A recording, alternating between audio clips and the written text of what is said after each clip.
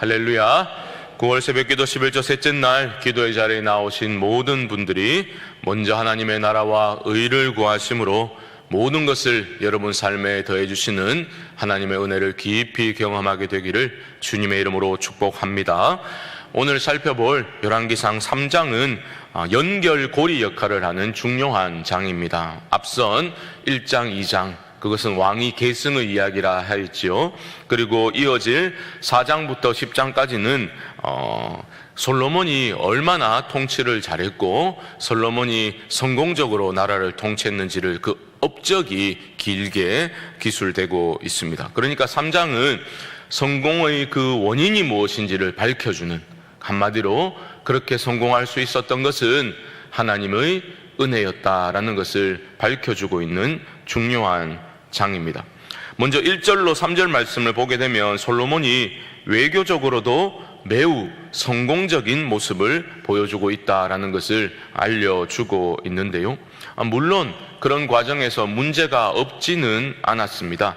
3절 말씀을 한번 보시면요, 3절은 이렇게 말하지요. 솔로몬이 여호와를 사랑하고 그의 아버지 다윗의 법도를 행하였으나 산당에서 제사하며 분향하더라.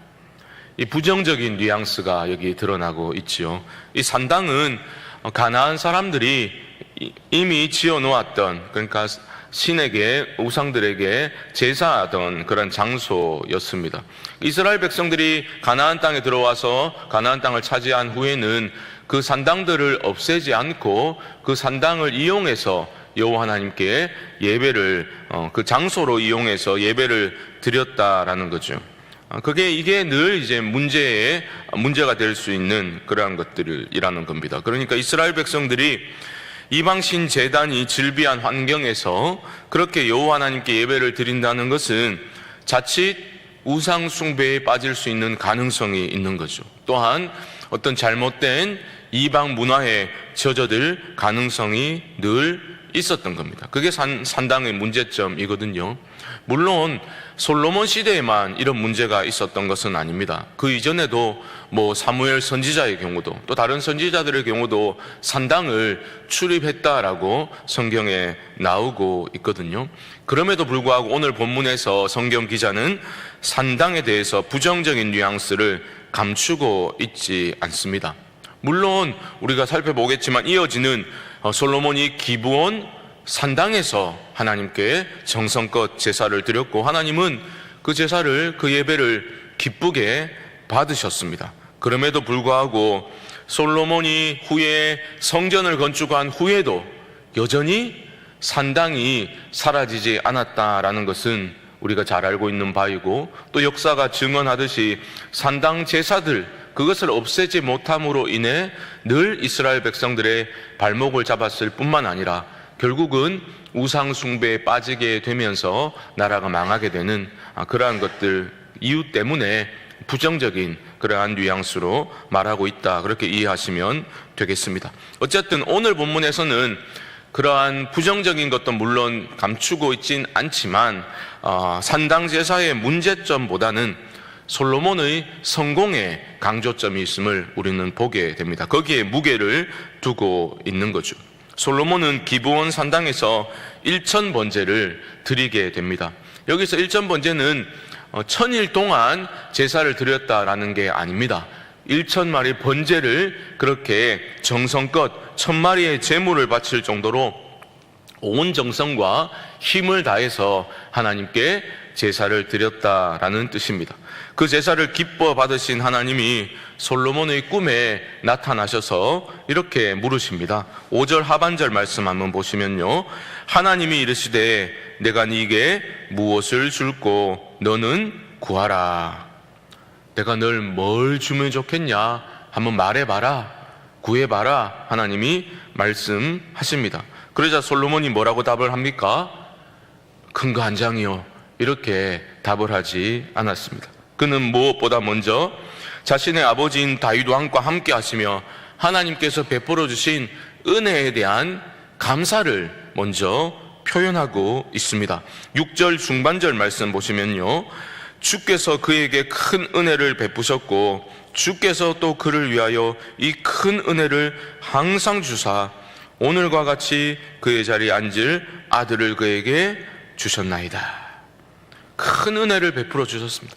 다윗의 삶에 어려움이 없었습니까? 하지만 솔로몬은 주께서 큰 은혜를 베풀어 주셨습니다. 감사를 표현하고 있습니다. 사랑하는 성도 여러분, 항상 하나님을 향한 감사를 먼저 표현하실 수 있기를 바랍니다. 우리가 감사를 하나님께 표현할 때 하나님은 더 큰 감사의 제목을 주시는 겁니다. 감사를 표현할 때 우리는 결핍의 지배에서 벗어나 참된 만족을 누릴 수 있는 그러한 삶이 열리게 됨을 경험하게 될 것입니다. 감사를 표현한 후에 솔로몬은 하나님께 무엇을 원하는지를 이제야 구하게 되지요. 그런데 여러분, 그의 태도를 주목하셔야 합니다.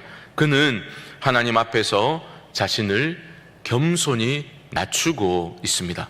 7절 하반절부터 한번 말씀을 보시면요, 종은 작은 아이라 출입할 줄을 알지 못하고 주께서 택하신 백성 가운데 있나이다. 그들은 큰 백성이라 수요가 많아서 셀 수도 없고 기록할 수도 없사오니. 솔로몬은 왕이 되었잖아요. 하지만 하나님 앞에서 자신을 작은 아이라 겸손히 낮추고 있습니다. 늘 말씀드리지만 하나님은 겸손한 자에게 은혜를 베푸십니다. 하나님 앞에서는 그날까지 우리 모두는 늘 겸손한 태도로 하나님 은혜 아니면 살 수 없습니다. 이러한 참된 믿음의 기도를 올려드릴 수 있게 되기를 주님의 이름으로 축복합니다. 결국 솔로몬이 하나님께 겸손히 구한 것은 무엇이었습니까? 9절 말씀을 보십시오. 누가 주의 이 많은 백성을 재판할 수 있사오리까? 듣는 마음을 종에게 주사 주의 백성을 재판하여 선악을 분별하게 하옵소서. 솔로몬이 구한 것은 듣는 마음입니다. 이것은 뒤에 가면 지혜라고도 그렇게 나오고 있죠. 듣는 마음을 구했습니다. 이 백성은 하나님의 백성인데 하나님이 주신 사명이라는 거죠. 이 사명을 감당함에 있어 이들을 제가 어떻게 잘 다스릴 수 있겠습니까? 분별할 수 있는 그런 지혜를 달라고 듣는 마음을 주십시오. 가장 먼저 솔로몬이 이것을 구했던 것입니다. 하나님이 이 솔로몬의 요청을 기뻐하셨습니다. 10절을 보면 그 말씀이 주의 마음에 든지라 말하고 있죠. 그러면서 하나님은 이렇게 칭찬을 하십니다. 11절 말씀 보시면 이에 하나님이 그에게 이르시되 네가 이것을 구하도다. 자기를 위하여 장수하기를 구하지 아니하며 부도 구하지 아니하며 자기 원수의 생명을 멸하기를 구하지 아니하고 오직 송사를 듣고 분별하는 지혜를 구하였으니. 하나님의 백성들 좀 잘 다스릴 수 있도록 하나님 주신 사명 잘 감당할 수 있도록 지혜를 구했던 솔로몬을 하나님은 크게 기뻐하십니다. 내가 너에게 지혜롭고 총명한 마음을 주겠다 약속하십니다. 그리고 이어지는 말씀을 보면 구하지 않은 것까지도 부귀와 영광과 장수의 복도 더해주겠다 하나님이 약속해 주셨습니다. 우리는 이 장면에서 마태복음 6장 33절 말씀을 떠올리지 않을 수 없겠죠. 한번 자막이 준비되었습니까? 보십시오. 그런즉 너희는 먼저 그의 나라와 그의 의를 구하라. 그리하면 이 모든 것을 너희에게 더하시리라. 아멘. 우리가 먼저 믿음으로 하나님의 나라와 그 의를 구하며 나아갈 때 하나님께서 참된 복과 은혜를 우리 심령 가운데, 우리 삶 가운데 부어주실 줄 믿습니다. 우리의 삶의 형편을 들여다보면 왜 부족한 것들이 없겠습니까? 어찌 보면 부족한 것들 투성이 아닙니까? 먼저 구하고 싶은 것들 많이 있죠. 나의 필요들이 먼저 떠오르는 것은 어찌 보면 당연한 것이라 할 수도 있겠습니다. 하지만 하나님은 나보다 나 자신을 더 잘 아시고 내가 나를 사랑하는 것보다 우리 하나님 아버지는 나를 더 사랑하시니 그 하나님의 완전하신 사랑으로 우리를 바라보고 안아주시는 분께서 먼저 너희는 하나님의 나라와 의를 먼저 구하라 말씀하셨으니 우리는 믿음으로 순종해야 할 줄 믿습니다. 그 길이 진정한 복과 생명의 길임을 믿고 이 순종의 길을 우리는 걸어야 하는 것입니다.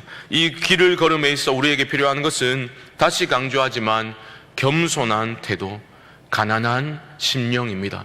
하나님으로 인해서만 만족을 누릴 수 있다는 그러한 믿음이, 순전한 믿음이 우리에게 필요한 것입니다. 왕이었던 솔로몬이 하나님 앞에서 종은 작은 아이입니다. 겸손히 하나님의 은혜를 구하고 하나님이 하라 하신 일을 잘 수행하기 위해서 필요한 듣는 마음, 지혜를 구했던 것처럼 일평생 우리 모두도 하나님 앞에서 나 자신을 낮추고 겸손히 은혜만을 구하는 그런 복된 삶을 살아갈 수 있게 되기를 주님의 이름으로 간절히 축원드립니다. 기도하겠습니다. 하나님, 솔로몬의 기도를 통해서 우리는 하나님이 기뻐하시는 것이 무엇인지를 다시 한번 듣게 됩니다. 하나님 아버지, 부귀와 영광과 장수를 먼저 구한 것이 아니라 하나님의 백성들을 잘 섬기기 위해서, 잘 다스리기 위해서 듣는 마음을 구했던 그 솔로몬의 기도 우리가 깨닫게 하시고, 우리 또한 겸손히 가난한 심령으로 먼저 하나님의 나라와 의를 구하며 나아갈 때 우리 삶의 모든 것을 더해주시는 하나님의 은혜를 경험케 될 줄로 믿습니다. 하나님, 믿음으로 살게 하여 주옵소서. 지금은 우리 주 예수 그리스도의 크신 은혜와 하나님 아버지의 무한하신 사랑하심과 성령님의 교통하심이 새벽기도 11조 셋째 날 기도의 자리에 나오신 모든 분들의 심령 가운데 지금부터 영원토록 함께 있을지어다. 아멘.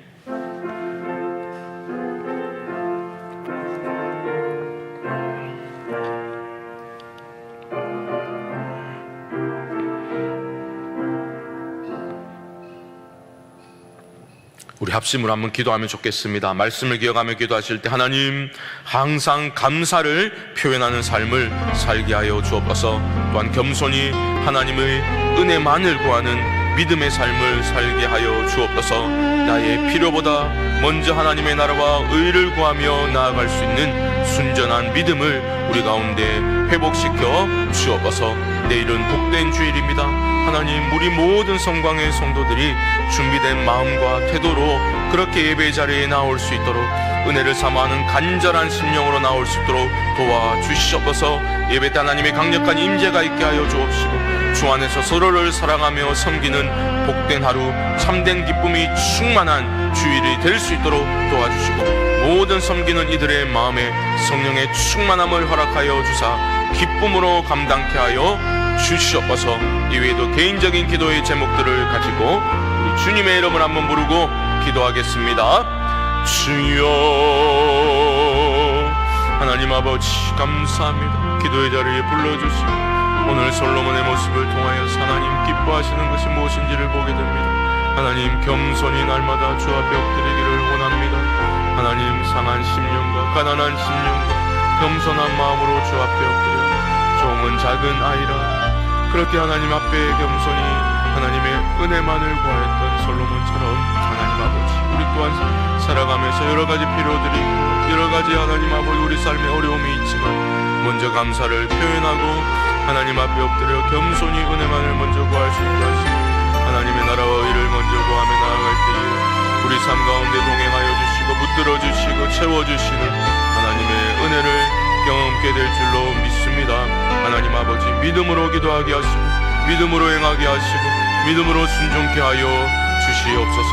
내일 복된 주일 하나님 아버지, 그저 나오는 하루가 아니라 하나님 앞에 간절한 심령으로 사모하는 심령으로 은혜를 사모하는 마음으로 나올 수 있도록 주여 도와주시옵소서.